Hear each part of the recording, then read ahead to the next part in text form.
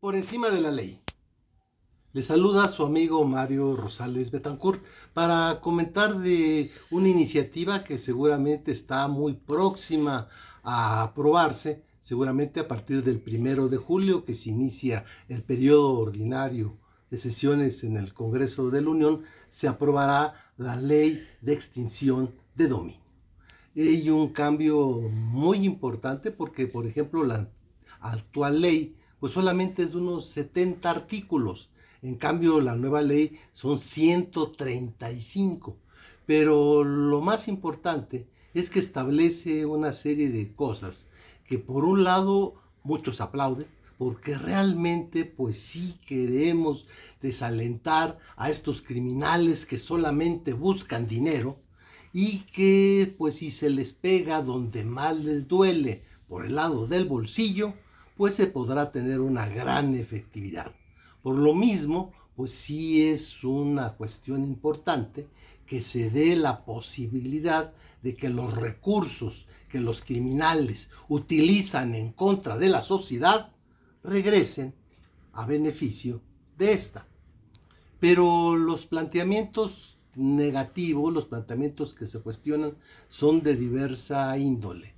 En primer lugar, la discusión es sobre en qué momento tiene que darse esta extinción de dominio. Algunos dicen pues que debería ser de acuerdo al principio de que una persona se presume inocente, pues hasta que hubiese una sentencia definitiva. Entonces el problema es que durante mucho tiempo estos bienes pues estarían sin poderse ni utilizar. Es más, serían bienes que no serían ni para Dios ni para el diablo, con el agravante de que muchos de ellos, pensemos un automóvil que durante mucho tiempo está detenido, pues se echa a perder, no digamos otros bienes que podían ser de alguna manera, por ejemplo, una finca agrícola que no se sembrara, unos árboles que no se podara, que no se regaran, en fin, los daños serían terribles, incluso un inmueble que no se cuidara, pues desde luego se estaría deteriorando.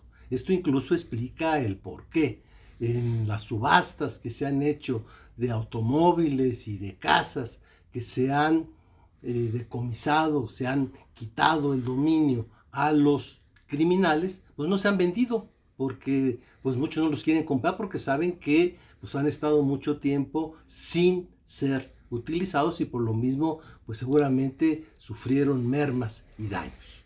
Entonces algunos dicen, bueno, que desde que se inicia el proceso, desde que ya hay una vinculación al proceso, desde ahí podría darse, claro, con la precaución de que se creara un fondo para que en el caso eventual que ha pasado, pensemos recientemente el caso del Bester Gordillo, pues finalmente la autoridad jurisdiccional diga que pues tiene derecho a que se le devuelvan sus bienes. El otro tema a discutir es quién debe de determinar el uso. La ley lo que busca fundamentalmente es que se monetarice. ¿Esto qué significa?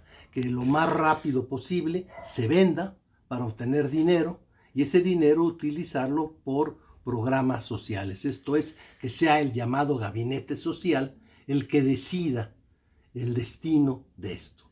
Desde luego esto, pues algunos lo consideran que va en contra de la división de poderes porque quien debe decidir qué uso deben tener los que de alguna manera son parte ya del patrimonio del Estado, pues son los diputados que tienen la exclusividad para decidir sobre el presupuesto de egresos. La tercera cosa, que es la más cuestionable y peligrosa, es que esto, que es en contra de los criminales, pues puede en un momento determinado ser un agravio para la sociedad. Es que personas inocentes puedan sufrir la pérdida de dominio de su propiedad. Por ejemplo, pensemos una persona que es un arrendador que no sabía que los que le estaban rentando eran unos criminales, estaba pues de alguna manera ajeno a esto, pero de repente la autoridad ve aquí se estaban cometiendo delitos el que sea, y desde luego pues el problema es que habría una presunción en contra del propietario y esto pues le afectaría. También se pueden dar casos en que haya abuso de la autoridad y establezca, siembre, como ha pasado en algunas ocasiones, pues evidencia delictiva en algún predio o en algún automóvil con este propósito, incluso algunas cuestiones que a lo mejor simplemente es un error, alguna situación de buena fe de alguna persona, por ejemplo, alguien, un transportista, que en la carretera ve a una pobre mujer con unos niños y decide llevarlos porque están en intemperie y de repente más adelante lo detienen y lo acusan de estar trasladando a migrantes que no tienen documentos. Ya el propio Marcelo Ebrard dijo que cuidado, que esto da a la extinción de dominio. Entonces esta persona, pues que desde luego no le pidió los papeles a la persona que estaba ayudando, pues se encuentra con que sí cometió un acto contrario a la ley, pero no lo hizo con una intención negativa, no se dedica a esto, pero entre lo que son peras y son manzanas, pues estará sujeto a proceso y con el riesgo de que su transporte, que a lo mejor es su medio de vida, pues quede extinguido su dominio sobre él. En fin, hay un choque entre dos derechos fundamentales, el derecho a la seguridad que todos tenemos y desde luego el derecho a la propiedad. Esperemos que se revise, todavía hay tiempo, se están escuchando voces. Es importante que se analice con detalle cómo quedará finalmente esta ley para que verdaderamente sea una ley que proteja a la sociedad y que no la acabe agraviando. Dicho esto, con cero cobardía. Muchas gracias.